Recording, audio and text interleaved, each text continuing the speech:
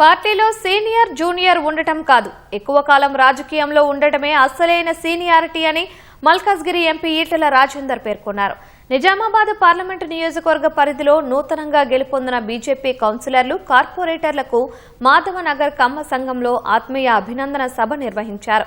ఈ సందర్భంగా ఈటెల రాజేందర్తో కలిసి రాష్ట్రంలో బీజేపీ తీసుకొచ్చే బాధ్యత తీసుకుంటామని ఎంపీ అరవింద్ ధీమా వ్యక్తం చేశారు. రాబోయే ఎంపీటీసీ, జెడ్పీటీసీ ఎన్నికల్లో ఇందూరు ప్రజలు బీజేపీని ఆశీర్వదించాలని ఈటెల రాజేందర్ కోరారు. పార్టీలో ఉండడం సీనియర్ కాదు, రాజకీయాల్లో ఉండడం సీనియారిటీ ఉంటుంది. గుర్తుపెట్టు.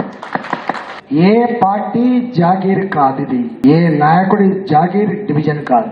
అది ఎప్పుడు ప్రజల జాగీరు మాత్రమే, ప్రజల జాగీరు మాత్రమే.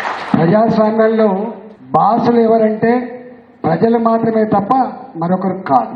రాబోయేటువంటి ఎంపీటీసీ, జెడ్పీటీసీ ఎన్నికల్లో కూడా తప్పకుండా మళ్ళీ మీదే ప్రథమ స్థానం రావాలని చెప్పి కోరుకుంటున్నా.